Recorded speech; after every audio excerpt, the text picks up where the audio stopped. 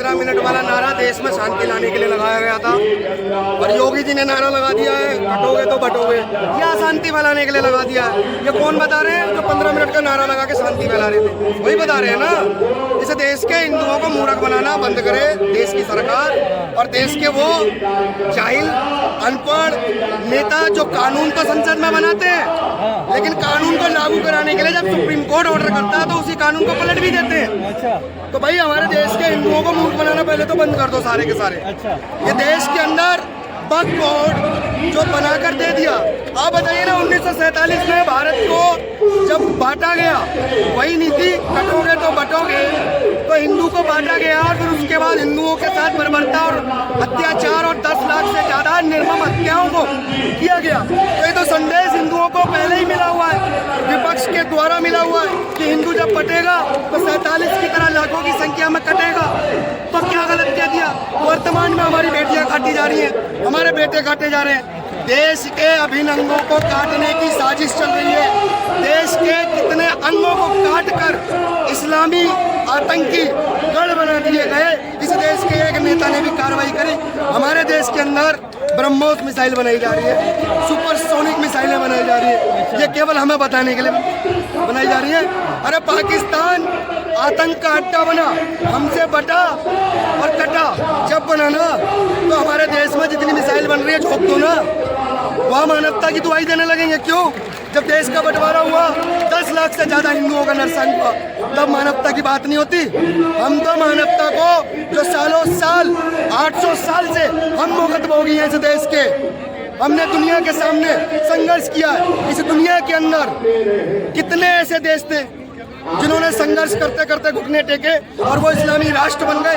भारत इकलौता देश है, उदाहरण है, जिसने 800 साल भी लड़ाई लड़ी और आज 70 साल भी लड़ रहा है। और ये अंतिम लड़ाई है। ये याद रखें, जो लोग अपने दामाद विशेष समुदाय को अलग अलग सुविधाओं देने के नाम पर देश के हिंदुओं के साथ छल कपट कर रहे हैं, वो सावधान हो जाएं। सावधान हो जाएं। आपसे कह रहा हूँ, दामाद सबका ही वो सावधान हो जाएं। इनमें उत्सुकता ज्यादा है। सर लेकिन विपक्ष का कहना है कि योगी जी जो है वो फैला रहे हैं कि अहिंसा नहीं फैला रहे, वो हिंसा फैला रहे हैं। देखिए, अहिंसा परमो धर्म, धर्म हिंसा तथैव च, पूरा वाक्य हम पढ़ना जानते हैं और उसको लागू करना जानते हैं। जो लोग हमें बता रहे हैं कि अहिंसा फैला रहे हैं, तो भाई हिंसा हमारे यहाँ हिंसा के बाद आती है, और जब हिंसा हमारे यहाँ होती है तो दुनिया में शांति आती है। और आप एक बात बताइए ना, दुनिया में जितने युद्ध हुए वो शांति से हुए या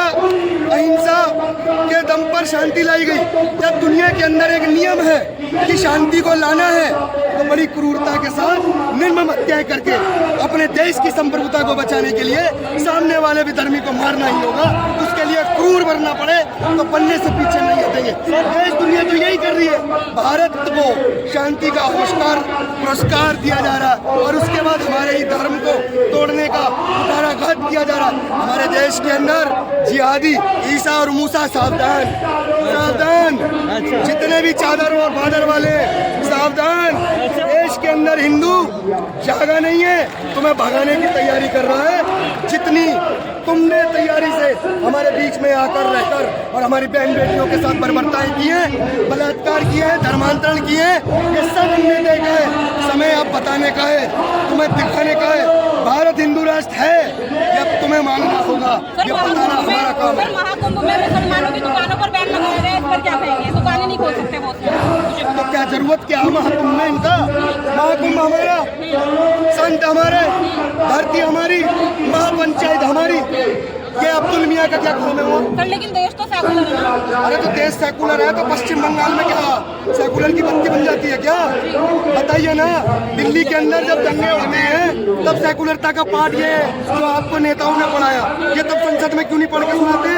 जब देश के अंदर सेकुलरता को लागू करने के लिए कानून बनाए गए, वो कानून केवल हिंदुओं पर लागू किए जा रहे हैं, तब क्यों नहीं बताया जा रहा देश सेकुलर है? देश के अंदर संविधान है, सबका अधिकार समान है, तो केवल पीड़ित हिंदू क्यों है? ये क्यों नहीं देश का कानून बता रहा है? देश के कानून और पीड़ित हिंदू और पीड़ा के ऊपर राजनीति कौन कर रहे हैं? ये नेता मुसलमानों को अपना ताकत बनाकर। ना ना ना ना, आपने मैं कह रहा हूँ खाने की चीज में थूक डाले, मुंह डाले, अपने परिवार को पिला डाले। अगर हमारे घर की ओर देखोगे, घर में घुस के तुम्हें मूदी पिलाएंगे जो नाली बाहर होती है, पक्का पिलाएंगे।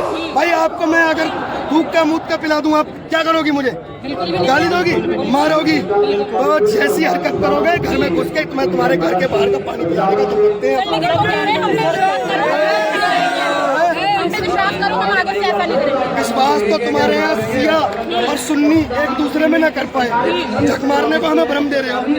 बाढ़ में जाओ, ऐसा विश्वास नहीं चाहिए। यहाँ तो एक ही है, अगर जिहादी सुधर गया तो ठीक, नहीं तो सर्वनाश बाकी है। सर कहीं ना कहीं सनातन बोर्ड मांग रहे हैं, लेकिन अगर जो वक्फ बोर्ड जैसा सनातन का आरोप लगा, फिर क्या करेंगे? देखिए, सनातन बोर्ड हम मांग रहे हैं ना, तो क्यों जिहादी मौलाना भाग रहे हैं डर के मारे?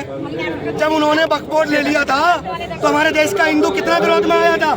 बताओ ना आप, कोई विरोध में नहीं आया। लेकिन आज हम मांग रहे हैं, तो जो डर रहे हैं ना, ये डर अच्छा है। भागना होगा तुमको। अगर हिंदू भाई भाई, मुस्लिम भाई भाई के नारों को लगा रहे हो तो लागू अपने घर से करके दिखाओ। अपने घर की जनसंख्या को बढ़ाकर, भीड़ तंत्र को दिखाकर, लोकतंत्र को मिटाने की सोच रखने वाले जिहादी जितने भी हैं, ये इनको जवाब अब भारत का हिंदू देगा। कैसे देगा? कैसे? घर में हिंदू 1 से 2 होगा, जनसंख्या वृद्धि करेगा। जिस सरकार को डर लगेगा सुविधाओं से, वो कानून लाए ना। हमें क्यों चाहिए कानून? लेकिन अब तो क्या है, सभी के 2 बच्चे होने चाहिए, दो फैमिली 2 ही बच्चे। नहीं नहीं नहीं, हम 2 हमारे गिनते रहो। जिसके हाथ में हमारे बच्चों से लड़ते रहो, फिर हम बताएंगे ईंट पत्थर वालों के लिए हम अपने बच्चे तैयार करेंगे। सर ये तो उन्हें चैलेंज होगा क्या? नहीं, जिन्होंने पैदा करके ईंट पत्थर दे दिए, उनके लिए हमने बच्चे पैदा करके दे दिए। ईंट पत्थर का जवाब हमारे बच्चे देंगे, घर घर से जाकर देंगे। ये याद रखिए। सनातन बोर्ड पक्का? भाई भारत हिंदू राष्ट्र पक्का। सनातन को स्वीकार करोगे, अगर अस्वीकार करोगे तो याद रखना, कह रहे हैं ना मेरे अंगने में तुम्हारा क्या काम है। अगर तुम्हारा काम अगर हमारे वहाँ धर्म संसद में है ना, कहाँ पंचायत कहते हैं उसे सबसे बड़ी, तो फिर हमारे देश में क्या काम है? फिर मक्का में क्यों गैर मुस्लिम का नाम नहीं? पहले जवाब दो तुम, क्योंकि तुमने बाइकआउट शुरू से किया, दुनिया का किया, गैर मुस्लिमों का किया, भारत के अंदर लगातार किया। भारत के हिंदू क्या जानते नहीं है? भारत के अंदर हलाल के नाम पर सर्टिफाइड करके हिंदू तुम्हारा बहिष्कार कर रहे हैं। जो कौम हलाल सर्टिफिकेट के नाम पर तुम्हारा बहिष्कार कर रही है, तुम उनसे एकता की बात कर रहे हो, भाईचारे की। ये हिंदुओं को भ्रम करने का जो कॉन्सेप्ट कानूनी रूप से संसद भवन से लागू कराया जाता ना केवल हिंदुओं पर, ये बंद होना चाहिए।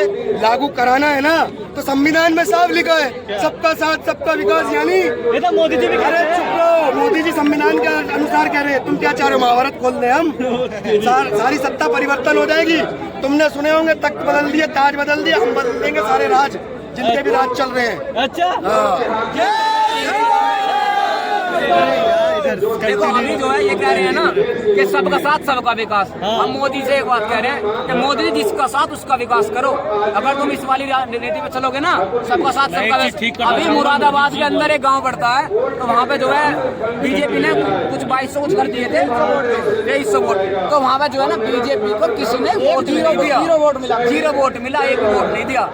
और बात कर रहे हैं सबका साथ सबका विकास की। अच्छा हाँ, तो क्या कह रहे हैं? हिंदू कुछ भी ना कहे, हिंदू पत्थरबाजी हो रहे। डासर मंदिर में जो है मेरे पास मेरा सिर फोड़ दिया था, कुछ भी नहीं हुआ। इसलिए सभी पुरानी टाइम नहीं है अभी यहीं पे तो चला। सिंपल सी बात है, हिंदू को समझना पड़ेगा। और सबसे बढ़िया भारत सरकार ये कर दे कि मुस्लिम लोग का जो वोटिंग राइट होता है वो छीन ले। जैसे पाकिस्तान में है, हिंदू वोट नहीं कर सकते। इस देश में भी यही होना चाहिए। देश में तो सेकुलर है ना? का सेकुलर, जब सेकुलर जोड़ा गया था ना, सेकुलर जब जोड़ा गया था ना, उसमें धर्मनिरपेक्ष नहीं था, वर्ड पंथ निरपेक्ष था। समझे? इस देश में कुछ मंत्री अपने फायदे के लिए कुछ भी